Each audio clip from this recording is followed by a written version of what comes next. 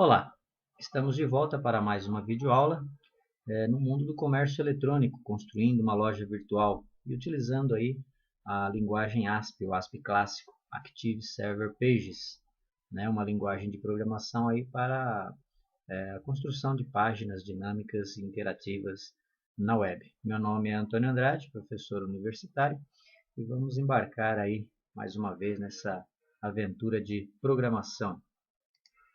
Ok.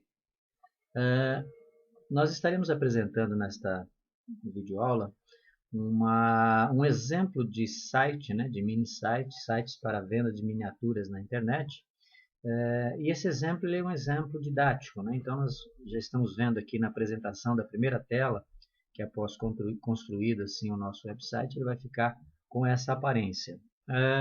Nessa primeira tela já vimos que nós não temos aqui conceitos que vocês aprendem em outras disciplinas, né, como de web designer, né? Nós estamos aqui com uma interface muito simples, tá ok? Apenas para que nós nos concentremos aqui no aprendizado da linguagem ASP especificamente, como sendo uma linguagem que vai nos dar a possibilidade de construir um comércio eletrônico, de fazer com que o internauta interaja no nosso site, compre os produtos ficticiamente, é claro, né? É tudo fictício que nós estamos vendo aqui, mas, enfim, o que importa é o aprendizado para que você possa realmente desenvolver um portal profissional, né? Colocando aí, no caso, outros conceitos também que você aprende em outras disciplinas, principalmente a questão aí do designer. Né? Mas essa disciplina, contudo, ela é uma disciplina muito importante, muito interessante, né? Inclusive o ASP é muito importante nesse momento, porque para quem está começando a ter esse primeiro contato com o desenvolvimento de páginas dinâmicas, existem vários conceitos que precisam ser entendidos que eles servem para qualquer outra linguagem, né? Qualquer outra estrutura que você venha trabalhar no futuro. Então, por exemplo, o nosso ASP, que é aquela linguagem de programação que vai ser interpretada por um web server, ou seja, pelo lado servidor da nossa aplicação. Né? Então, internautas do mundo inteiro vão digitar uma URL, um endereço, e vai cair num servidor onde nós hospedamos a nossa loja virtual. E é nesse servidor que nós teremos toda a programação ASP e teremos também o nosso banco de dados. Né? Então, é importante para o aluno nesse momento do seu curso, nessa disciplina, o conhecimento de outras disciplinas que ele já teve ou que ele está tendo, em relação a redes, a conectividades, a segurança, bancos de dados, interoperabilidade, designer e etc. Né? Então, é uma disciplina que te coloca no mundo realmente do desenvolvimento de páginas dinâmicas, né? E isso é bastante importante, mesmo que essa linguagem seja uma linguagem que está sendo substituída por uma mais recente, que seja por ASP.NET, né, da plataforma .NET, que seja por um Java, que seja por uma outra linguagem. Né? O ASP ele ainda tem um legado muito grande, existem portais enormes, inclusive do governo, que nós vimos inclusive em aula anterior, e esses portais, esses sites, eles precisam de profissionais que entendam essa linguagem para que dê manutenção nesses portais, né? Além de coisas novas que ainda estão sendo desenvolvidas e além de ser uma primeira linguagem, uma linguagem mais simples para você entender realmente esse mecanismo todo cliente-servidor, né? Justificado tudo isso, vamos nos ater aqui agora ao nosso exemplo, né? Então, no nosso exemplo, batendo o olho aqui como desenvolvedor, eu já consigo imaginar que nós temos divs aqui nesse portal. Né? Porque o programador ele já começa a enxergar código-fonte. Né? Ele olha uma página e ele vê código-fonte. Então, o que eu tenho aqui? Aqui eu tenho uma div. Poxa, aqui eu tenho uma div do menu, uma div para exibir aqui. Pode ser que seja uma div. Vejamos, né? Então, eis aqui que nós temos um banner, um menu e um rodapé, né? E aqui no centro, um espaço para a exibição de todos os links que forem clicados aqui. Então, se eu clico no Home, que se comporta da mesma maneira como se eu tivesse acabado de entrar no site, é o Index, né? O que ele vai fazer? Ele vai abrir essa estrutura, exibindo um conteúdo aqui de boas-vindas, digamos, né? Ok. Se eu clico em fabricantes, né, que futuramente nós teremos aqui em fabricantes uma categoria de produto e nós poderemos, né, clicar nessa categoria, ele vai exibir para a gente aqui quais são os produtos daquela categoria, daquele fabricante. Ok, em quem somos, a mesma coisa, vai exibir aqui informações sobre o portal. Contato, né, um formulário para que o internauta possa entrar em contato, né, com o provedor, enfim, com o dono do portal.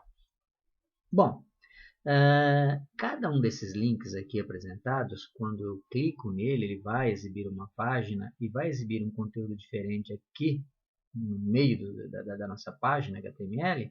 No entanto, ele tem essa mesma estrutura, né? Uma div à esquerda, uma div no centro, né? Exibição do banner e no caso aí do cabeçalho e do rodapé, é sempre da mesma forma, né? Somente o conteúdo é que vai mudar, ok? Dando continuidade a essa explanação, o que nós temos aqui? Melhor identificado justamente essas partes, né? Que eu destaquei aqui como cabeçalho, o topo, né? No meu index, no meu arquivo index, eu tenho lá um arquivo topo.inc, que é um arquivo que está sendo incluído no index, ou seja, um arquivo à parte, somente para tratar a parte do banner, assim como o menu eu tenho um arquivo somente para tratar a parte do menu, rodapé também para tratar apenas a parte do rodapé. São arquivos distintos, mas que na hora da montagem da exibição, todos se apresentam como se fosse um só, porque eles estão sendo incluídos no index.asp aqui no caso, que é o nosso arquivo de entrada para o portal. A partir do momento que o internauta digitou lá www.seusite.com.br, por exemplo, meuportal.com.br, lojas blá blá blá, não importa, né? Uma URL, um domínio, a partir do momento que ele digitou um domínio, apenas o domínio, já está programado no servidor que o primeiro arquivo a ser executado é o index.asp nesse caso, pode ser outro. Ok, no meu caso aqui, no caso do nosso exemplo, digitei aqui então localhost, porque está sendo executado em um equipamento, né, como se fosse aqui uma rede local. Localhost. Ok, vamos ver aqui então como se procede o nosso exemplo. Bom, aqui nós temos praticamente um simples protótipo do que eu venho falando até o momento, né? Onde no topo, né, nós temos aqui, ó, topo, onde nós temos aqui nave, onde nós temos aqui rodapé. Ok, topo inc, onde que está sendo exibido isso? Na div chamada tudo.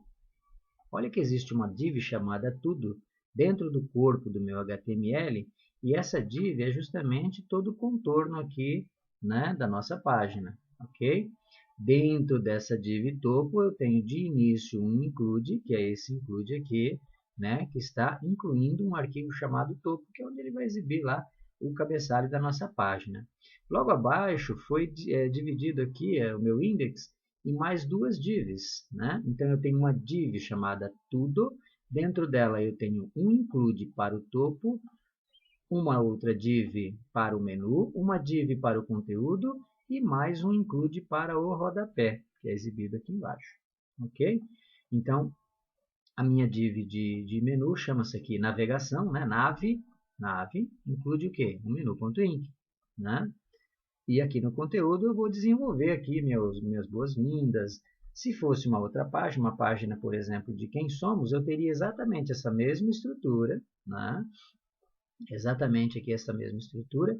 E nesse intervalo aqui, nesse meio aqui, nessa div chamada principal, eu teria o desenvolvimento aqui somente da minha boas-vindas. O restante continua tudo igual, porque eu vou exibir cabeçalho, vou exibir aqui o menu de navegação e vou exibir o rodapé, né, para qualquer página que eu vá navegar aqui. Então, cliquei em qualquer uma delas, ele vai chamar toda essa estrutura, alterando apenas o que está aqui no centro, né, onde chamamos aqui de principal, div principal, ok? Observando ainda que nós temos aqui, ó, dentro de uma pasta no nosso site, um arquivinho chamado estilos.css, né? esse arquivo aqui é o arquivo que vai justamente fazer a formatação dessa minha tela index, né? Nesse arquivo de formatação, porque aqui nós não temos nada, é um HTML muito simples e enxuto mesmo, né? Sem nenhuma formatação, porque ela está toda aqui no meu CSS. É aqui que eu estou dizendo o tamanho, de que forma que vai se comportar cada div, a div do topo, qual é a cor de fundo dela, a div do menu, se tem uma cor, se não tem, se vai ter um fundo, qual é o espaço que ela vai ocupar na minha página, se ela vai ser se eu vou tratar isso em pixels, se eu vou tratar em porcentagem para atingir o conceito de site responsivo, etc. Né? Então, tudo isso é tratado ali no meu CSS. O meu HTML fica bem enxuto e eu posso utilizar esse CSS para outras páginas. Uma boa prática aí, claro, de programação, né? Ter a parte de formatação, a parte do HTML, né? Em arquivos CSS. Ok. Dando continuidade, temos aqui agora a apresentação das duas principais tabelas envolvidas nesse exemplo, né, de loja virtual. As principais tabelas são as tabelas de marcas e a tabela de miniaturas. Né? Então, nós temos aqui no topo a tabela de marcas. Eu coloquei apenas 2 registros aqui nessa tabela. Né? Fui lá, construí as tabelas, conforme indicado nas aulas que estão lá no portal. Ok, construí todas as minhas tabelas e aqui eu já inseri 2 registros de categorias. Por exemplo, categoria, vamos voltar aqui, categoria 1 BMW, categoria 2 Mercedes-Benz. Ok. Na tabela de miniaturas, que é uma tabela filha desta tabela, ou seja, aqui eu tenho uma chave primária, aqui eu tenho uma chave secundária. Olha os conceitos de bancos de dados aí, né? A ligação entre essas duas tabelas através de um campo, né, onde é primary key em uma tabela, foreign key em outra tabela. Ok, então nós temos na tabela de marcas, BMW, por exemplo, Mercedes-Benz, onde BMW é o código de categoria 1. Esse código de categoria 1, nós temos ele aqui na nossa tabela de miniaturas, né, repetidas vezes, 1, 2, 3, 4 vezes. E cada um com uma descrição diferente. Claro, cada um aqui, né, é um produto na nossa tabela de miniaturas. Então, eu tenho 2 marcas diferentes, marca 1, marca 2, 4 itens para marca 1, 2 itens para marca 2. Né? Aqui seus respectivos preços, cor, material e etc. Então, essas são as duas principais tabelas que nós temos aí para trabalhar com categorias, né? No caso aqui as marcas e miniaturas, que seriam as nossas categorias a serem exibidas lá no menu, e os produtos, né? Então, essa é a nossa parte do banco de dados. Muito bem, vamos passar aqui a visualizar a nossa próxima. Vamos lá. Aqui, por exemplo, o que eu estou dizendo? Que agora eu tenho aqui abaixo dos meus fabricantes BMW e Mercedes-Benz. Ou seja, a partir do momento que a tabela de marcas tem conteúdo, esse conteúdo passa a ser exibido aqui como sendo itens do menu, né? No caso aqui, categorias. Ao clicar em uma das categorias, por exemplo aqui, categoria 1, BMW, né? Olha o que nós temos aqui. Ele foi para um link, né? Página de categorias, que tem toda a estrutura de banner, menu e etc. e tal. Só que nós estamos pedindo para exibir apenas a categoria 1, produtos da categoria 1. Né? Então, no lado cliente, né, uma coisa é o nosso lado servidor, banco de dados. Outra coisa é o nosso lado cliente que está sendo executado pelo internauta. Né? E aqui, nesse momento, o que ele tem? Ele tem a visualização de todas as miniaturas, de todos os produtos, né, que essa categoria aqui exige. Se eu tivesse clicado, então, em Mercedes-Benz, a mesma coisa, viriam apenas os produtos aqui de Mercedes-Benz, ou seja, da categoria 2, ok? Dando sequência agora, vamos ver como é que fica entre lado cliente e lado servidor, mais a questão dos códigos. Né? E vários conceitos a gente consegue ver aqui com apenas parte dos códigos aqui sendo exibidos. No caso aqui nós temos a exibição do menu. Né? Lá no menu ele está exibindo BMW, né? E Mercedes-Benz, não é isso? Aquilo que nós vimos aqui, ó, BMW e Mercedes-Benz. Ok. Como que ele faz essa exibição dessas duas palavrinhas que se transformam em link para que o internauta clique e navegue no site? Bom, o nosso arquivo, então, ele compõe-se de quê? Primeiro, option explicit. Com esse comando, só para relembrar, o que nós estamos fazendo? Tornando obrigatório a declaração das variáveis no ASP. Sem este comando não é obrigatório, né, a declaração das variáveis. Sabemos, no entanto, que isso é uma boa prática, né, para não termos problemas aí de declarar uma variável e usar outra semelhante, achar que está usando a mesma, coisas do gênero, né? Ou seja, todas as variáveis tornam-se obrigatórias a serem explícitas através de option explicit. Ok. Response.expires, ou seja, igual a zero. Eu estou dizendo aqui que a minha sessão de conexão com o usuário, quando ele estiver conectado, ela não vai expirar nunca essa sessão, né? Claro que em páginas comerciais, aqui você vai determinar um valor, porque você não vai querer que o usuário se logue na página, deixe o computador ligado por um longo período de tempo e outra pessoa possa vir a utilizar a sua sessão, né? Então, depois de um tempo, até por medida de segurança, essa sessão deve expirar. No nosso caso aqui, como é um exemplo didático, nós estamos deixando com zero para que não expire nunca. Ok. Bom, call abre conexão. Abre conexão é o quê? É a minha rotina, minha sub, né, que vai abrir a conexão que está aqui nesse código ASP. Simplesmente o que está no código ASP, que vai abrir conexão com o banco, poderia estar aqui nesse ponto, né? Eu não precisaria estar chamando este abre conexão lá de um outro código. Por que fazemos isso, então? Só para dificultar? Não. Isso nós fazemos porque abrir conexão, nós vamos abri-la em vários pontos do nosso site, né? Em várias páginas, a conexão terá que ser aberta e teremos que fazer uma consulta no banco de dados ou fazer uma atualização ou uma inserção. Ok. Para isso, então, nós definimos um código apenas com a parte de conexão, justamente porque para que não fique repetitivo o código, né, em vários arquivos, indexes ou categorias ou quem somos, enfim, né? Para que não se torne repetitivo. E outra, se eu precisar dar manutenção amanhã ou depois, né, num outro momento, nessa conexão, o arquivo mudou de lugar, o arquivo mudou de nome, alguma coisa nesse sentido, eu vou apenas alterar conexão.asp e todo o meu site estará alterado, né? Ok. Bom, aqui nós estamos criando aqui uma variável chamada rs, que é um record set, ou seja, no nosso servidor estamos criando um objeto, create object, do ADO-DB, record set, desse tipo aqui, né? Esse tipo de componente. Então, o que representa o meu rs? Ele vai representar para mim a tabela, né? Ou seja, o resultado de uma consulta que nós teremos aqui, ó, select asterisco from tbl marcas order by str categoria descrição ASCII, ou seja, me traga todas as colunas dessa tabela em ordem de descrição ascendente, e como eu não tenho uma cláusula where, eu estou dizendo traga todos os registros, né? Então, se eu tiver um registro, 2, 10 ou 50 registros na tabela, né, o meu rs, que aqui está, setRS com execute strrs, ou seja, eu estou executando aqui essa string, né, esse comando de banco de dados na minha conexão, que foi aberta logo acima. Ok, e quem vai receber o conjunto de registros desse select?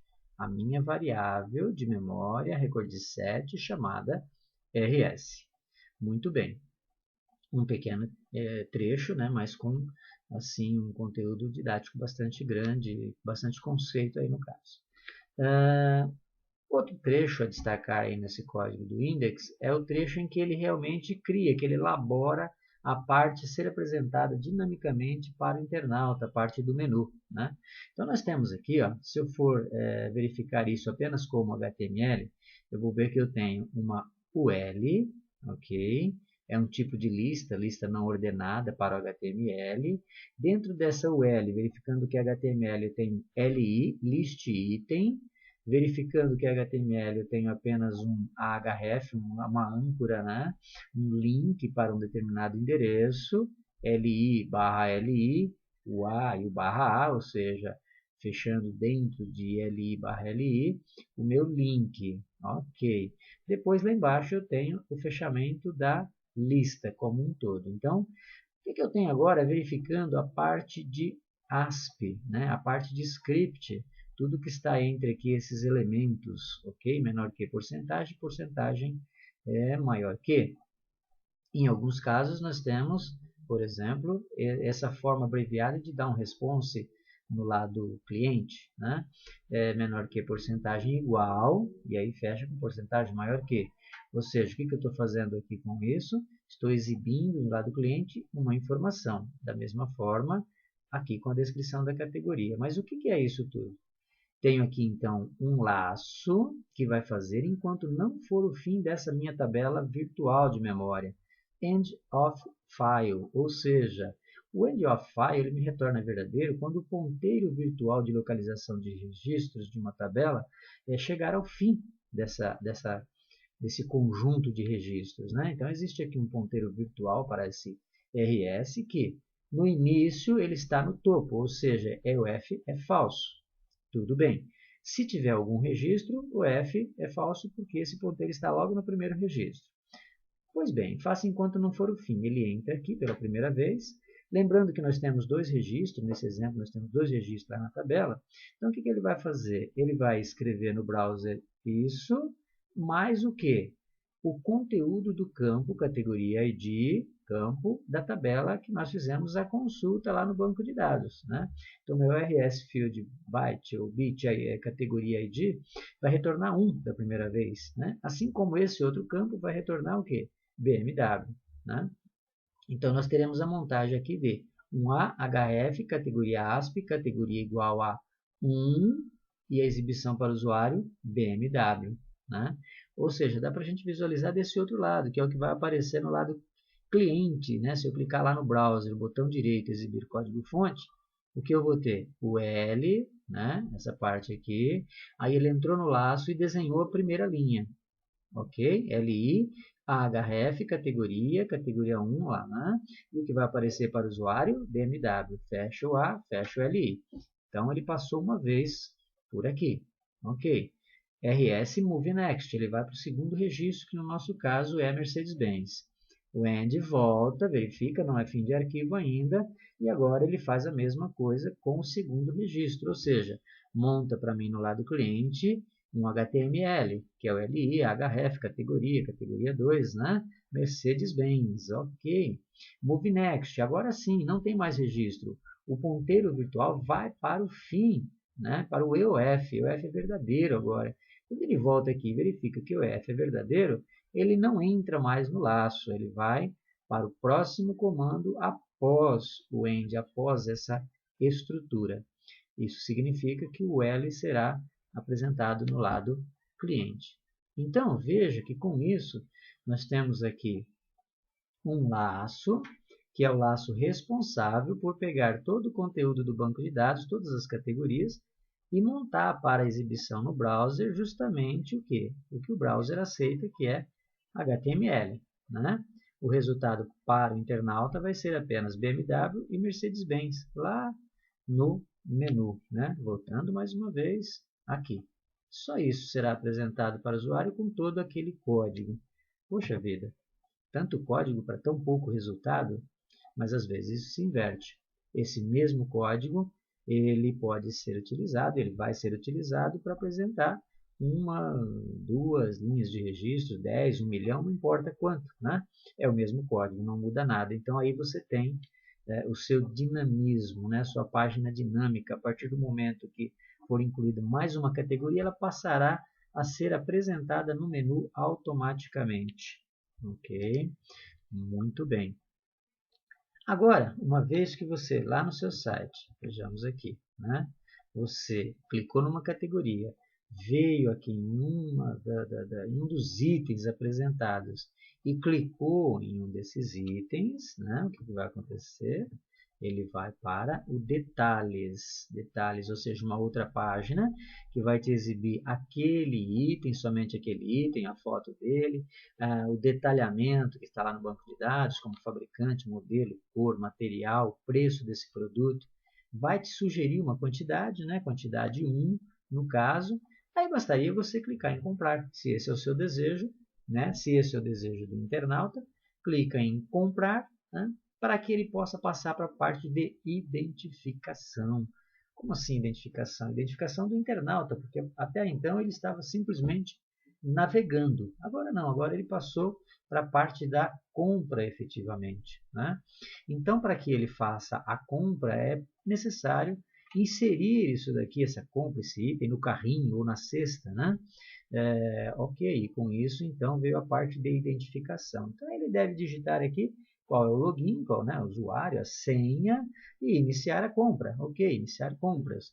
Se é sua primeira vez, né, você nunca comprou nesse site, claro, tem aqui também, ó, caso ainda não tenha cadastro, clique aqui para cadastrar-se.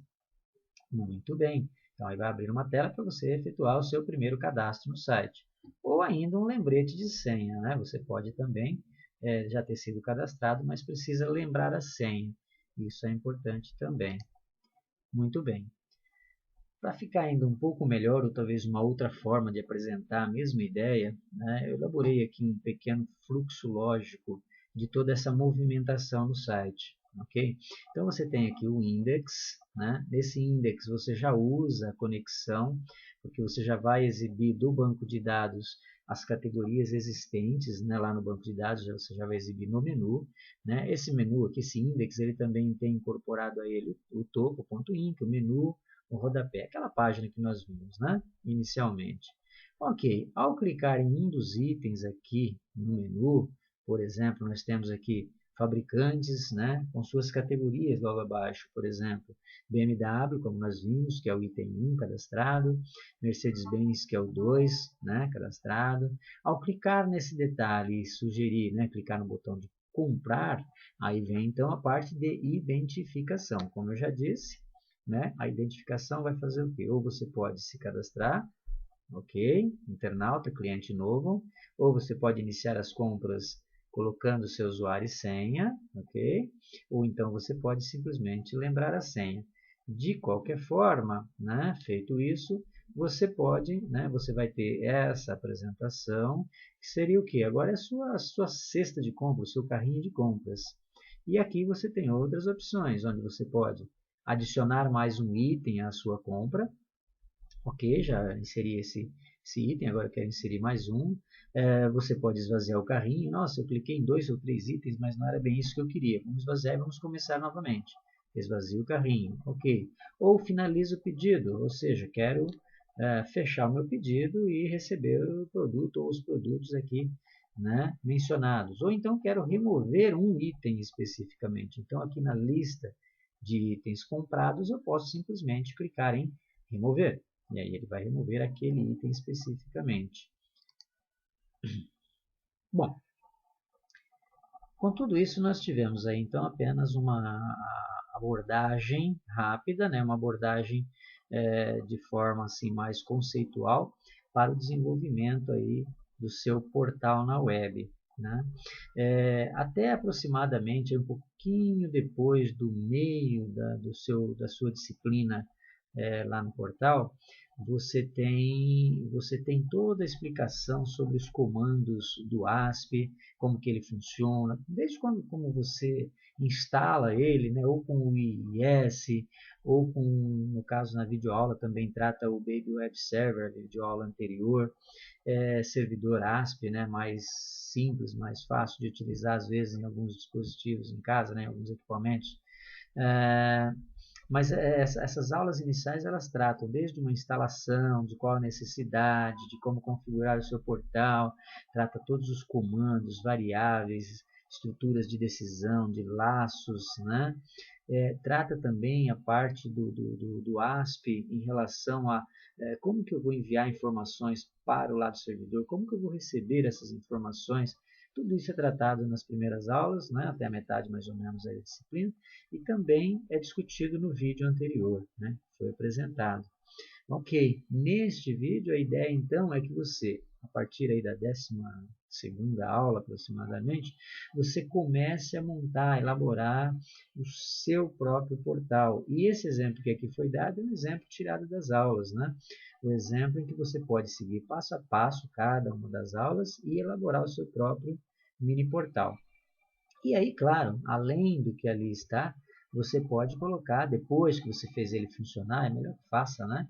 Ele funcionar direitinho, porque você vai se deparar com alguns erros, você vai ter alguns problemas que você vai ter que resolver. Isso é normal em programação. Às vezes, um Ctrl+C, Ctrl+V de uma linha de código pode dar problema, né? Nós sabemos, nós desenvolvedores, nós que já tivemos algum contato com programação, sabemos disso. Tá? O importante nesse caso é o momento em que você começa a resolver esses erros. A partir do momento em que você consegue entender onde está o erro, o que aconteceu e como resolver esse erro, aí sim o resultado está sendo significativo e o aprendizado realmente está acontecendo, é nesse momento, tá ok? Então o que eu estava dizendo é que, além desse exemplo, tendo ele feito, né, e funcionando, você pode inovar. Aí você inova. O que você quer para o seu portal? Porque com esse exemplo feito você sabe como fazer um portal. Aí basta você dizer para você mesmo, olha, agora eu vou fazer o meu portal com outras funcionalidades, com tudo aquilo que um portal realmente comercial tem e necessita, né? Então, o nosso objetivo aqui te dar assim um norte, né? Te dar um caminho, te dar uma luz para que você realmente aprenda a parte da linguagem dinâmica de programação, mas que você vá além disso. Isso que é o importante, não ficar apenas no exemplo, né, no vídeo, nas aulas, fiz, acabei, tá bom. Não, vá adiante. Então, entre essa dica e outras dicas, né, reveja o material quantas vezes forem necessárias, essa videoaula, outras videoaulas, materiais disponibilizados para vocês no vosso portal, né, ou para você, aluno, no seu portal. Busque outras fontes também, você pode ler outros livros, você pode ver outros vídeos que falem a respeito do assunto, né? Você pode compartilhar as suas dúvidas nos fóruns, você pode compartilhar as suas experiências, porque às vezes você passa por um problema, uma dificuldade, um erro que você não conseguia achar, conseguiu, compartilha no fórum com seus amigos, eles vão agradecer. Os seus amigos também, ao fazer isso, poderão estar te ajudando, né? Então, o fórum é isso, um local onde você pode colocar dúvidas, esclarecer dúvidas com os colegas e deixar registrado, né? Deixar registrado macetes, dicas e essas dúvidas todas que podem te ajudar mais tarde. Quando for necessário, você volta nesse fórum e vai relembrar, vai ver, poxa vida, realmente, essa dificuldade que eu estou tendo eu já tive, está aqui, a solução é essa. Né? Isso é muito interessante. Então, estude mesmo, estude bastante o material da plataforma. E uma coisa que eu digo sempre, você precisa, em programação, como em muitas outras áreas até da própria vida, praticar. Não tem jeito. Pratique. Né? Então, você precisa planejar aquilo que você vai fazer. Né? Verifique se aquilo realmente é condizente com o que você deseja. Está esboçado, está planejado, né? Fez a verificação, parte para a execução, parte para a ação, faça, ok? Praticando mais e mais que você realmente vai ter o aprendizado que você deseja. E programação é uma coisa que a princípio alguns não gostam muito, outros não gostam de jeito nenhum, mas com o tempo, se você vai desenvolvendo e vai vendo a sua criatividade sendo exposta e pessoas utilizando as ferramentas que você constrói, você sendo agraciado com elogios por isso que você fez, e isso é gratificante, né? É a sua criação em ação, em execução e ajudando alguém a desenvolver melhor aí no caso, né? O seu dia a dia, isso é muito bom, tá? É muito gratificante. Então, assim, esse mundo de programação é um mundo que é apaixonante. Se você entrar e começar a gostar, realmente você vai continuar, tá ok? Então, minha dica é essa e Tudo de bom, um abraço, bons estudos.